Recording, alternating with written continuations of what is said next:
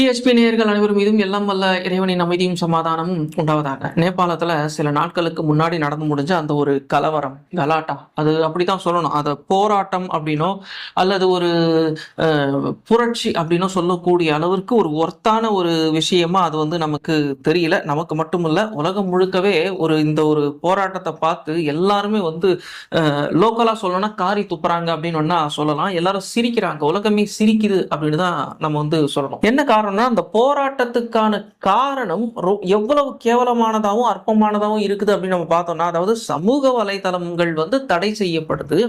ஒரு டைம் பாஸுக்காக நோண்டக்கூடிய ஒரு விஷயம் வந்து தடை செய்யப்படுது அப்படின்னு சொல்லும் பொழுது, அதுக்காக களத்துக்கு வந்த ஒரு கூட்டம் ஒரு அரசாங்கத்தையே தூக்கி எறியுது அப்படின்னு சொன்னா மிக நிச்சயமா இது வந்து ஒரு கேவலமான விஷயம். ஆனா அதே சமயம் உலக நாடுகளுக்கு இது ஒரு மிகப்பெரிய எச்சரிக்கை அப்படின்னு தான் சொல்லணும். நேபாளத்தை பொறுத்த வரைக்கும் ரொம்பவும் அமைதியான ஒரு நாடு, ஒரு இந்துக்களின் நாடு அப்படின்னு வந்து சொல்லக்கூடிய ஒரு நாடு. அப்படிப்பட்ட ஒரு நாடு, ரொம்பவும் அது சுற்றுலா பயணிகளுடைய வருவாயை நம்பி இருக்கக்கூடிய ஒரு நாடு. இந்திய வரைபடத்துல நம்ம பார்த்தோம்னு சொன்னாக்கா ஒரு மாநிலம் போல இருக்கக்கூடிய ஒரு நாடு, இந்தியாவோட ரொம்பவும் நெருக்கமாக இருக்கக்கூடிய ஒரு நாடு.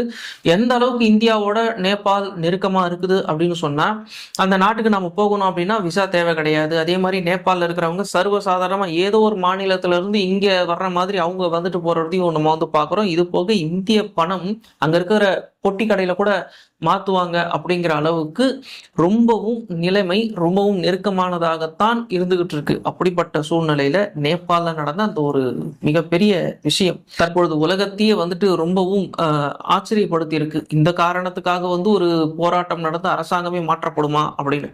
ஏன்னா அதாவது புரட்சி அப்படின்னு சொல்லும் பொழுது மக்கள் எல்லாரும் ஒன்று திரண்டு, எல்லா தரப்பு மக்களும், அது எந்த மதமா இருந்தாலும் சரி, எந்த மொழியா இருந்தாலும் சரி, எந்த நிறமா இருந்தாலும் சரி, எந்த மாநிலமா இருந்தாலும் சரி, எல்லாரும் ஒன்று திரண்டு அரசாங்கத்துக்கு எதிராக ஒரு ஒரு ஒரு அத்தியாவசிய தேவைக்கான போராட்டமா அதை துவங்குவாங்க. அரசாங்கம் அந்த நியாயமான கோரிக்கைக்கு அடிபணியாத அந்த நேரத்துல வந்து ஒரு புரட்சி நடந்து அந்த அரசு வந்து தூக்கி எறியப்படும். இதுதான் ஒரு புரட்சி. இன்னொரு அரசை வந்து மக்கள் வந்து நிறுவுவாங்க. இது வந்து ஒரு இயக்கத்துக்கு கீழே அல்லது ஒரு தனி மனிதனுடைய அந்த தலைமைக்கு கீழே வந்து நடக்கக்கூடிய ஒரு விஷயம். இதுக்கு பேர் வந்து ஒரு புரட்சி. இதுதான் புரட்சி. இப்படித்தான் எந்த ஒரு விஷயமும் இருக்கும். ஆனா இப்ப நேபாளத்துல நடந்த அந்த ஒரு விஷயம், அது ஒரு மக்கள் புரட்சியே கிடையாது. மக்கள் வந்து வீதிக்கு வரவே இல்லை. வந்தவங்க எல்லாம் இந்த ஸ்கூல் பசங்க, காலேஜ் பசங்க, ஒரு 20-25 வயசுக்குள்ள இருக்கக்கூடிய பசங்க தான் ரொம்ப அதிகமா வந்தாங்க. இந்த அரசாங்கத்துக்கு எதிரான புரட்சியில ஈடுபட்டாங்க. அரசாங்க அதிகாரிகள் வந்து தூக்கி எறியப்பட்டாங்க, அவங்கள அடிச்சாங்க, கலெக்டரை முதற்கொண்டு அடி பின்னி எடுத்தாங்க. ஒரே காரணம், நேபாள அரசாங்கம் அந்த சமூக வலைதளத்தை வந்து தடை செஞ்ச அந்த ஒரு நிகழ்வு. இதனால டைம் பாஸுக்காக அந்த மொபைலை நோண்டினவங்களால அதை வந்து கண்ட்ரோல் பண்ண முடியல.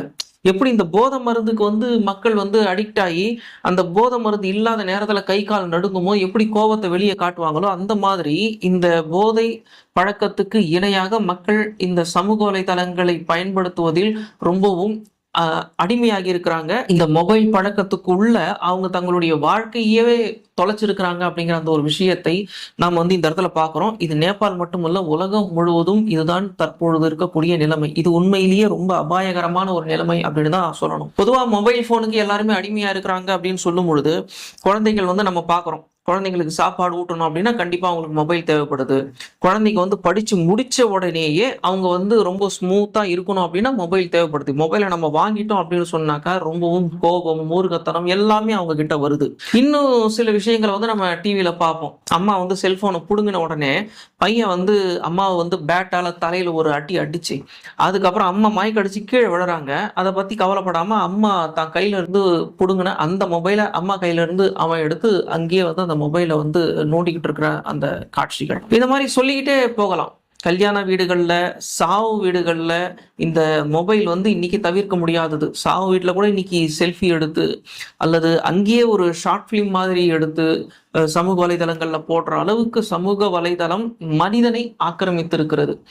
அதையெல்லாம் தாண்டி இன்னைக்கு வந்து இதை வந்து எல்லாரும் என்ன சொல்லிட்டு இருந்தாங்கன்னா, மொபைலுக்கு வந்து மக்கள் ரொம்ப அடிக்ஷனா இருக்கிறாங்க, இது வந்து ரொம்பவும் தவறான விஷயம், இதுல இருந்து மக்கள் தான் வெளியே வரணும் அப்படின்னு சொல்லிக்கிட்டு இருந்த அந்த ஒரு நேரத்துல நேபாளில் நடந்த இந்த ஒரு விஷயம் உலக மக்களுக்கே குறிப்பா அரசாங்கங்களுக்கு அடிச்ச ஒரு எச்சரிக்கை மணி அப்படின்னு தான் சொல்லணும். ஏன்னா நேபாள அரசாங்கம் அங்க வந்து அந்த சமூக வலைதளங்களை வந்து தடை செஞ்ச அந்த ஒரு நேரத்துல உடனடியாக மக்கள் வீதிக்கு வந்து பெரிய அளவுல ஒரு வேலையை பார்த்து விட்டு இன்னைக்கு அரசாங்கமே இல்லாம பண்ணியிருக்கிறாங்க. இந்த ஒரு விஷயம் நம்ம எப்படி பார்க்குறோம் அப்படின்னு சொன்னாக்க, அற்பமான விஷயத்துக்காக மக்கள் போராட்டத்தில் ஈடுபடக்கூடிய அளவிற்கு இந்த செல்போன் மோகம் நம்மளை தாழ்த்தி விட்டது அப்படின்னு தான் நம்ம வந்து சொல்லணும். பிரெஞ்சு புரட்சியை பார்க்கும் பொழுது பொருளாதார தேவைக்காக, தங்களுடைய அத்தியாவசிய தேவைக்காக, அடிப்படை உரிமைக்காக அந்த புரட்சி நடந்தது. அதே மாதிரிதான் ரஷ்ய புரட்சியும் நடந்தது, கியூபா புரட்சியும் அப்படிதான் நடந்தது. நமக்கு தெரிஞ்ச அந்த 2010 அரபு வசந்தம் அப்படின்னு சொன்ன அந்த துனிஷியா, அதுக்கப்புறம் அங்கிருந்து எகிப்து வரைக்கும் நடந்த எல்லா விஷயங்களும் தங்களுடைய அடிப்படையான உரிமைகளுக்கும் தேவைகளுக்கும் தான் நடந்தது. ஸ்ரீலங்கால சில வருடங்களுக்கு முன்னாடி நடந்த அந்த அரசாங்கத்துக்கு எதிரான மக்களுடைய போராட்டம், அந்த போராட்டத்தை நம்ம கவனிச்சு பார்த்தோம்னா ரொம்பவும் அழகா அந்த பக்குவமான ஒரு போராட்டம் வந்து அதுல தெரியும். ஆட்சியாளர்களுக்கு எதிராக மட்டும்தான் மக்கள் வந்து இருந்தாங்களே தவிர அங்க இருந்த அரசு அதிகாரிகளுக்கு எதிராகவோ அல்லது அரசு கட்டிடங்களுக்கு ஊர் விளைக்கக்கூடிய ஒரு ஒரு விஷயத்தையும் அந்த மக்கள் செய்யலை அப்படிங்கிறத நம்ம வந்து பார்த்தோம். பங்களாதேஷ்ல நடந்த அந்த ஒரு அரசாங்கத்துக்கு எதிரான போராட்டமும் கிட்டத்தட்ட அப்படிதான் இருந்தது, பக்குவப்பட்ட ஒரு போராட்டமா இருந்தது. ஆனா நேபாளில் நடந்த இந்த ஒரு போராட்டம் அப்படிங்கிறது வெறுமனே சமூக வலைதளத்தை எங்களால நோண்ட முடியல, நீங்க தடை பண்ணிட்ட, எங்களுக்கு டைம் பாஸுக்கு என்ன பண்றதுன்னு தெரியல அப்படிங்கிற அடிப்படையில நடந்த இந்த போராட்டம். ஆனா அதுக்கப்புறம் அந்த போராட்டம் தீவிரம் அடைஞ்சு பஸ் பத்திக்கிட்டு எரியுது, அரசாங்க கட்டடங்கள் பத்திக்கிட்டு எரியுது அப்படின்னு சொல்லும் பொழுது அரசாங்கம் என்ன பண்ணாங்க அப்படின்னு சொன்னா, சரி அந்த தடையை வந்து நாங்க நீக்கிறோம் அப்படின்னு வந்து அவங்க சொன்னாங்க. ஆனா அந்த நீக்கிறோம் அப்படின்னு சொன்னதுக்கு அப்புறமா அந்த போராட்டங்கள் கட்டுக்கடங்கல. காரணம் என்ன அப்படின்னா, இதுக்கு மேல இந்த போராட்டங்கள் செய்யறதுங்கிறது உண்மையிலேயே அது, அதாவது யாருக்குமே அடங்காம ஒரு போராட்டங்கள் செஞ்சு போய்கிட்டே இருக்கிறாங்க. போலீஸ் நம்மளை பார்த்தா பயப்படுது, ராணுவம் நம்மளை பார்த்தா பயப்படுது அப்படின்னு சொல்லும் பொழுது அதுவே வந்து ஒரு ரொம்பவும் ஆர்வமா இருந்தது அந்த இளைஞர்களுக்கு. அதனால கடைசியா அங்க இருந்த ஆட்சியாளர்களை அகற்றுவதில் போய் முடிஞ்சது. இந்த ஊழல் அப்படிங்கிற அந்த ஒரு விஷயம்லாம் வந்து எல்லா நாடுகள்லயும் நடக்கதான் செய்யும், அதை யாராலையும் தடுக்கவே முடியாது. ஊழல் நடந்ததுனால இந்த போராட்டம் நடந்தது அப்படின்னு சொல்லப்பட்டாலும் உண்மையான காரணம் சமூக வலைதளத்தை தடை செய்தது அப்படிங்கிற ஒரு அற்பமான காரணம் தான். மிக நிச்சயமா இப்படிப்பட்ட ஒரு மக்களை வழி நடத்துவதற்கு ஒரு நல்ல தலைவர் தான் தேவையே தவிர, அதை விட்டுட்டு அக்கம் பக்கத்து நாடுகளுடைய உளவுத்துறையால திட்டமிடப்பட்டு ஒரு இன்னொரு ஆட்சியாளர் அங்க கொண்டு வந்து உட்கார வைக்கிறது அப்படிங்கிறது அந்த மக்களை இன்னமும் வீழ்த்தத்தான் செய்யும் அப்படிங்கிறது தான் இந்த இடத்துல நம்ம துயரமா பார்க்கக்கூடிய ஒரு விஷயம்.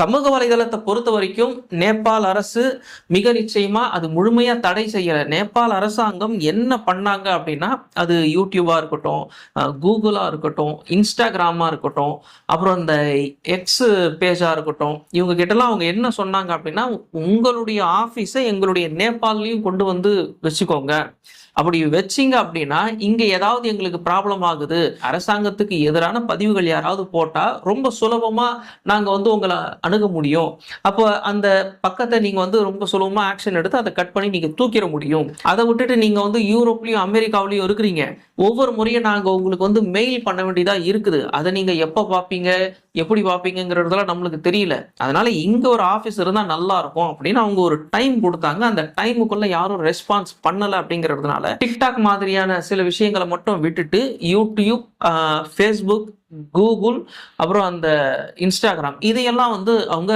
தடை பண்ணாங்க. இதுதான் அங்க நடந்தது. அதாவது இவங்க சமூக வலைதளங்களுக்கு எதிரான ஒரு அரசு கிடையாது, அவங்க கருத்து சுதந்திரத்தை பறிக்கிற அரசு கிடையாது நேபாள அரசாங்கம். இவங்க நினைச்சது என்னன்னா, இந்த நாட்டுக்கு ஒரு பாதுகாப்பான ஒரு சமூக வலைதளம் இருக்கணும் அப்படிங்கிற அடிப்படையில தான் இந்த நேபாள அரசாங்கம் இது மாதிரியான ஒரு வரையறையை கொண்டு வந்தாங்க.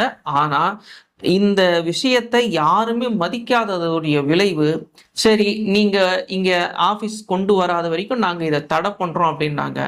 அவங்க சொல்லி வாய மூடல, 1 மணி நேரத்திலேயே வந்து தேசம் பத்தி எறிய ஆரம்பிச்சது அப்படின்னு சொல்லும் பொழுது இது மிக நிச்சயமா ஏற்றுக்கொள்ள முடியாத ஒரு விஷயமா தான் நமக்கு வந்து தெரியுது.